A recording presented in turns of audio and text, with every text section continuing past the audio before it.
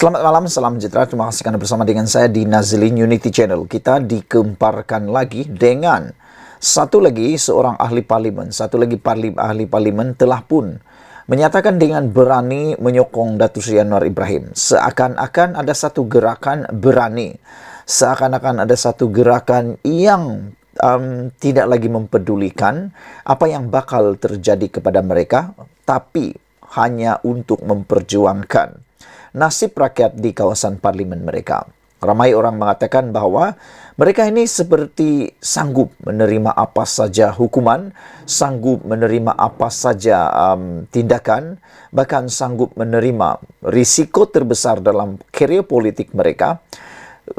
Sungguh pun dikenakan tindakan, mereka sanggup untuk melakukan perkara yang agak mustahil dilakukan, iaitu menyokong Datuk Seri Anwar Ibrahim.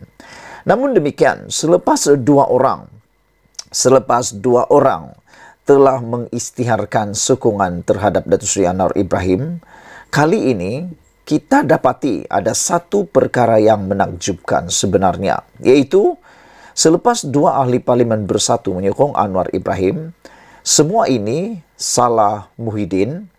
Ini satu persoalan yang besar yang patut kita kongsi bersama, kita rungkai bersama-sama. Benarkah dua ahli parlimen bersatu yang telah menyokong Anwar Ibrahim dengan berani dan sanggup mengambil risiko besar mempertaruhkan karier politik mereka kerana disebabkan oleh salah Muhyiddin? Hanya kira-kira 2 minggu selepas ahli parlimen Kuala Kangsar Iskandar Zulkarnain Abdul Khalid daripada bersatu mengumumkan sokongan kepada kepimpinan Anwar Ibrahim pada 12 Oktober lalu, kini seorang lagi wakil rakyat parti itu telah pun berbuat demikian.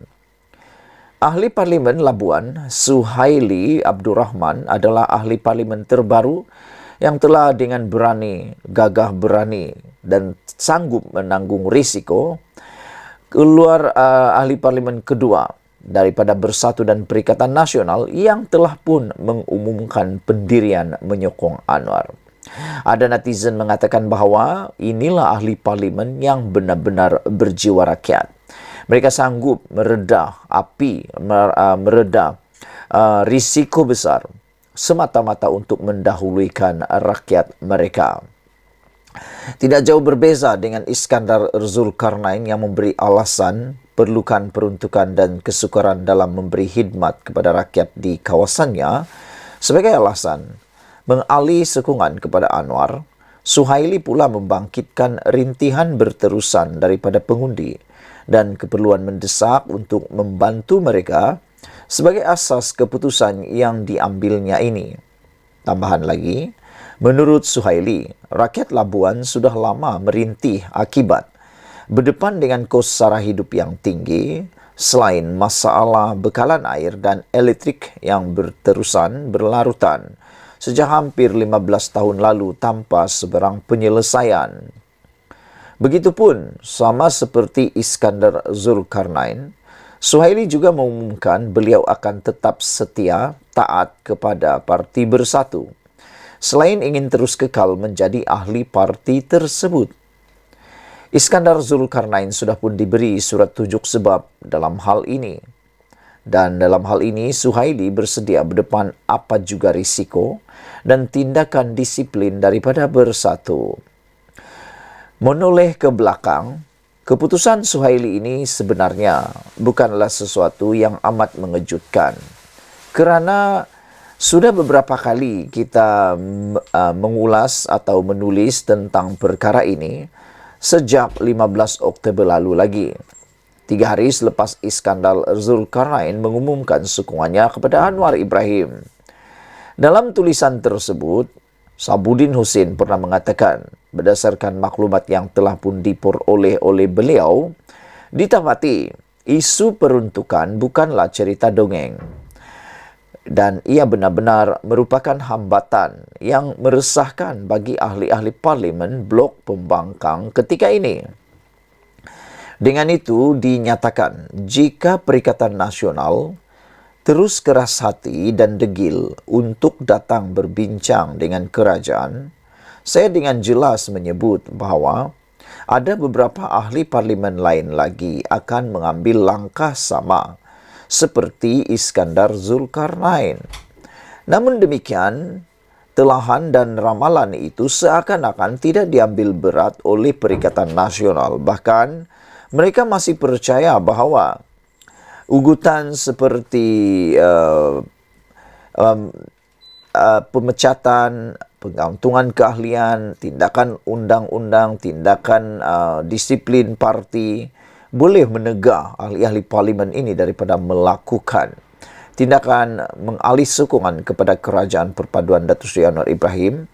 Rupa-rupanya itu telah memakan diri kerana tindakan seperti itu sudah tidak lagi dapat menegah ataupun dapat menghalang daripada mereka memperjuangkan hak rakyat dan keperluan rakyat di tempat mereka. Tulisan tentang perkara itu telah pun dinyatakan oleh Sabudin Hussein dan anda boleh melihatnya dalam tulisan di sabudin.com.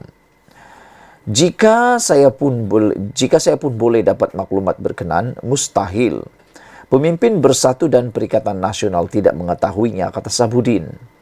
Dalam hal ini, Perikatan Perikatan Nasional semakin kini masih lagi keberatan, sehingga kini masih lagi keberatan, degil dan keras hati untuk datang berbincang dengan kerajaan. Bagi membincangkan soal peruntukan yang diperlukan itu, tindakan dua ahli parlimen ini tidak lain adalah Salah Muhyiddin sendiri. Selaku pengerusi Perikatan Nasional dan Ketua Blok Pembangkang, Muhyiddin harus membuang ego dan keras hatinya untuk gabungan itu datang berbincang dengan kerajaan. Demi kepentingan rakyat, Muhyiddin wajar mencontohi Anwar yang ketika mengetuai Pakatan Harapan dan menjadi Ketua Pembangkang, telah sanggup datang bertemu Perdana Menteri pada waktu itu, iaitu Ismail Sabri Yaakob, sehingga terwujudnya MOU antara kerajaan dengan pembangkang. Disusuli dengan semua ahli parlimen pembangkang, akhirnya diberikan peruntukan tahunan bagi kawasan masing-masing. Jika Muhyiddin rasa malu, cukup atas kapasitinya sebagai Ketua Blok Pembangkang untuk beliau membuat kenyataan media saja berkenan dengannya, dan kemudian biarlah Hamzah Zainuddin selaku Ketua Pembangkang mengadakan perbincangan dengan Fadila Yusof, timbalan Perdana Menteri yang diberi tugas oleh Anwar untuk menyelesaikan perkara tersebut. Malah Anwar pernah menyebut, hari ini selesai perbincangan dengan Fadila, esok peruntukan akan segera disalurkan, kata Anwar Ibrahim. Maka nak tunggu apa lagi? Lagi pula, sebarang usaha untuk menebuk atap dan menjatuhkan kerajaan sudah jadi perkara mustahil sekarang ini. Melainkan kena tunggu ketibaan PRU16 saja untuk berbuat demikian. Tetapi kenapa masih mahu diseksa ahli-ahli parlimen dengan kesengsaraan 4 tahun lagi menjalankan kewajipan tanpa peruntukan?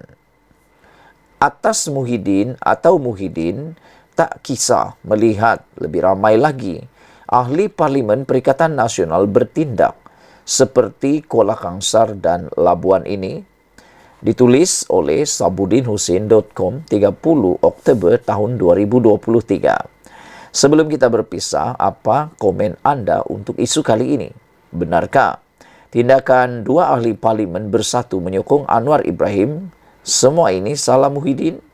Sekian dulu Malaysia kita punya. Kita jaga sama-sama, cintai Malaysiaku. Kita jumpa lagi. Bye-bye.